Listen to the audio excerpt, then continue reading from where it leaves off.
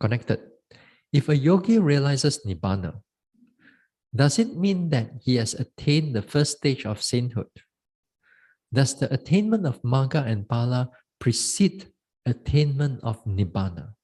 Okay. If a yogi realizes Nibbāna, does it mean that he has attained the first stage of sainthood? Does the attainment of Magga and Phala precede the attainment of Nibbāna? Okay, let's look in the first one.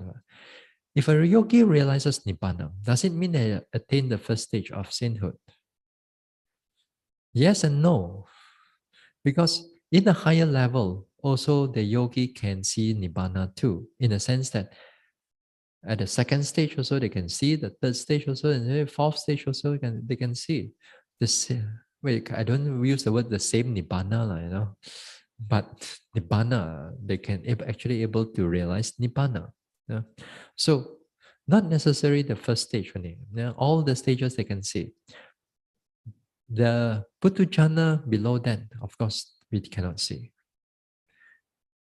Now, the question here, the next question, does the attainment of Magga Phala precede the attainment of Nibbāna? There's two ways again looking at it. When we use the word Magga and Phala, like every time we say idang me silang, Magga Phala Jnana sa. Magga Phala Jnana, knowledge of path and fruit. Most of the time we use the word knowledge of path and fruit. Now, knowledge of path and fruition. Okay. Now here, when you use the knowledge of path and fruition, the word path and fruition here, it corresponds to two types of consciousness. In the Abhidhamma, we use the word Magga consciousness and Phala consciousness. Magga Chitta and Phala Chitta. Okay? But in terms of insight, that single Chitta is a knowledge. Phala is a knowledge. Terms only lah, terms only. But what is important in these two consciousness is that these two consciousness are the only consciousness can take Nibbāna as an object. No other consciousness can do that. Only Magga and Phala can take Nibbāna as an object. So when you say take Nibbāna as an object, just like for example, when we talk about seeing consciousness, the seeing consciousness can only take the seeing object. It cannot take the hearing object. It cannot take the touching object. It's very specific itself. So the Magga and Phala can only take the Nibbāna as an object. But the thing is that Magga do the eradication. Phala consciousness does not do the eradication. So in other words, whether it proceeds, no, it doesn't proceed. It comes together at one part. It comes together. This is when the first time when you attain that particular level of enlightenment. That time, particular level. Let's say this time, before you attain the second level of enlightenment, now here in between, let's say you already eradicate some defilements already, and then Sotapanna is there.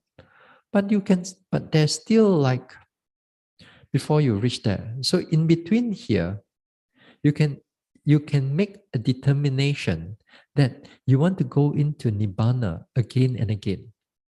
And then you can last the Nibbāna as how long you want.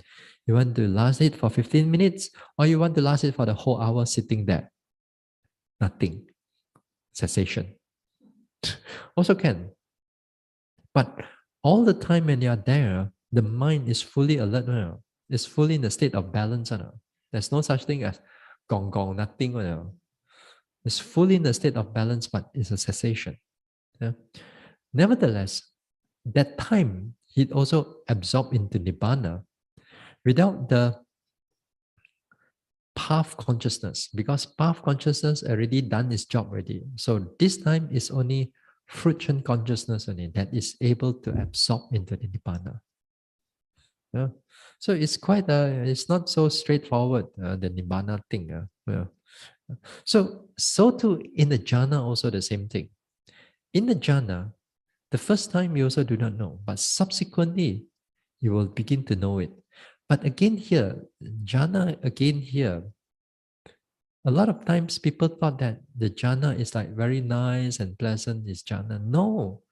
Again here, mind is always in a stabilized, clear, alert, not excessive, not deficient, but is fully alert, then the mind able to absorb into the